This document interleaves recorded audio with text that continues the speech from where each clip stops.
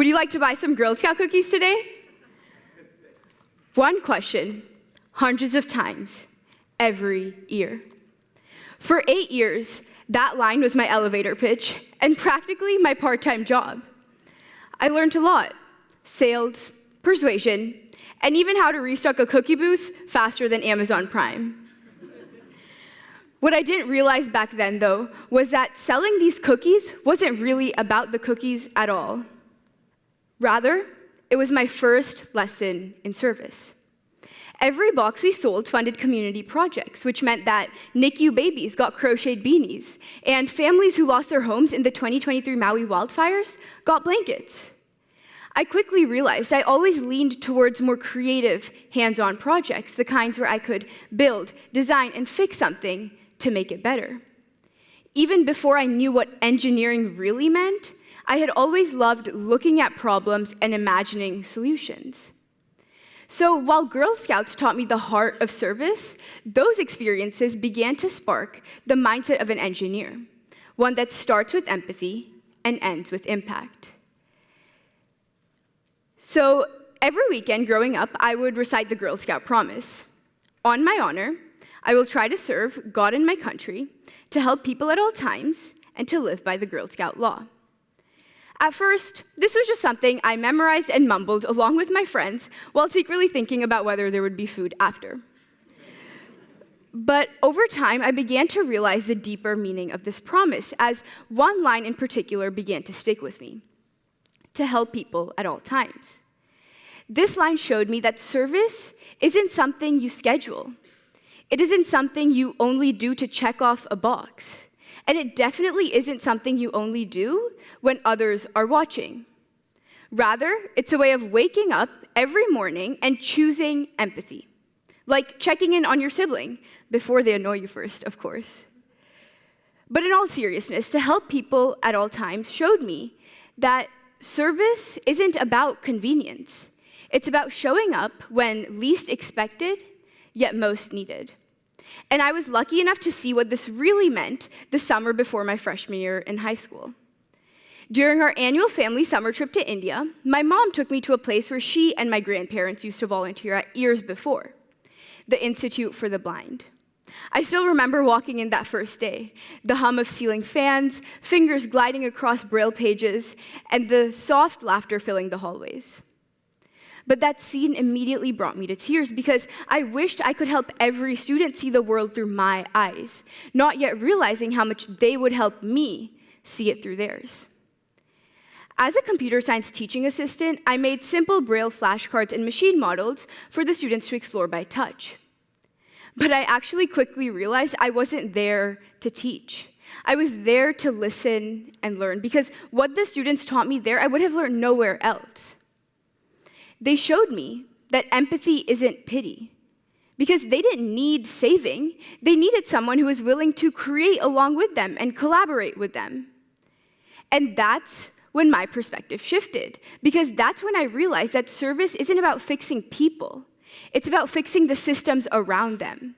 The lack of access, limited resources, assumptions that quietly create barriers.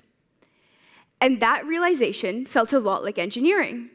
Identifying a problem and redesigning it to make it better so that the people could thrive on their own. So when I came back home to the US, I naturally couldn't shake that feeling off because it had completely transformed the way I saw service. So 2 years ago, as a freshman, I started Service Club at St. Francis to create a place where students could come together to serve while also building real connections. At first, we would hold one-time charity events like card making or food packaging. But even though we were doing service, it didn't really feel like it because it often ended the moment the event did.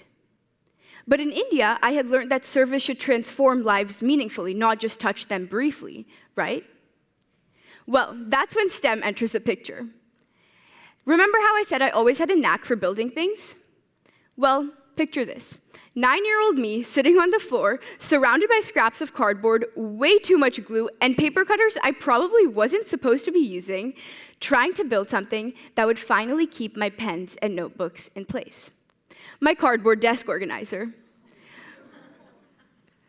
When I set it on my desk, it leaned a little to the right, but I felt that sense of pride because I had finally built something that had worked.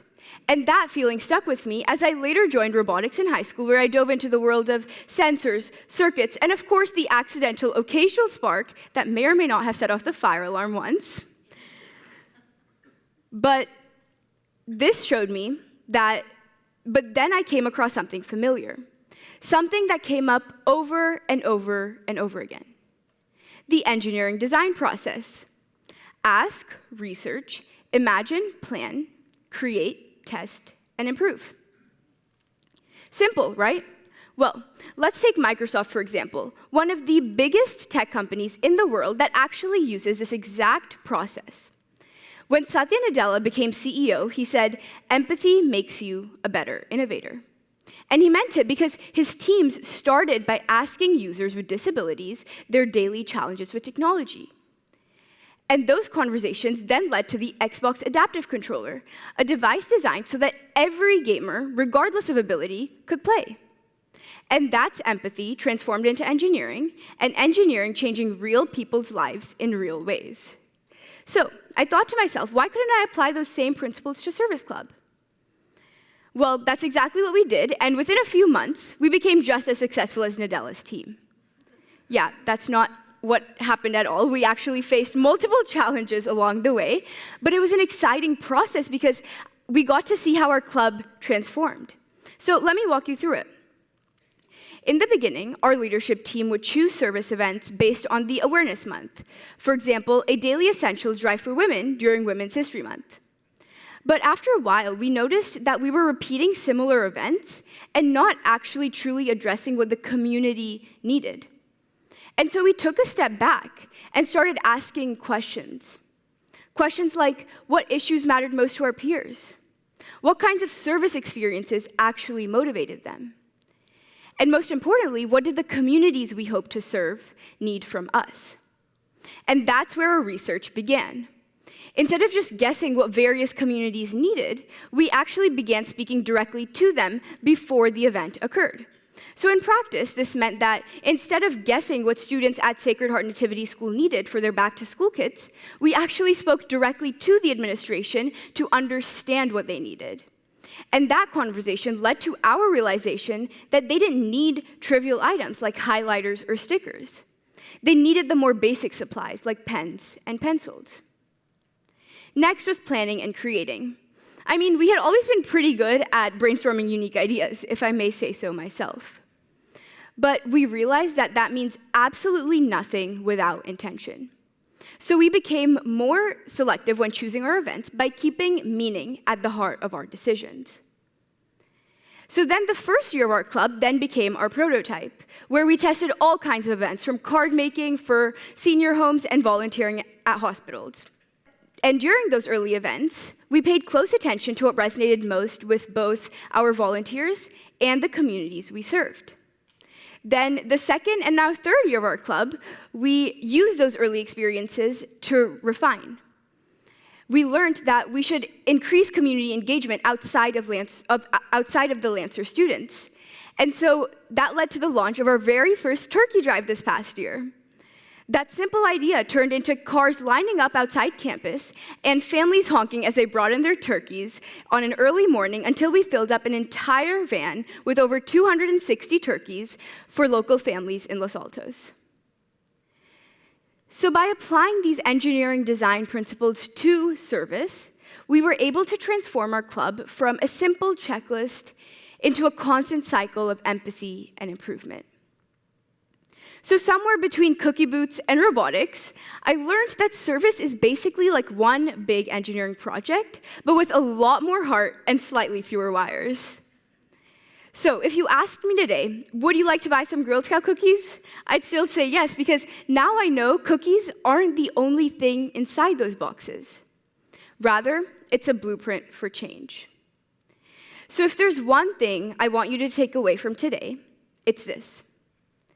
Service isn't about a single project, an award, the number of hours you get, or just a simple checkbox.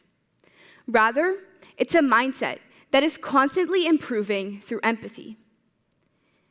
It's a lifestyle that calls us to act even when it would be easier not to. It's a daily choice to approach the world as our prototype.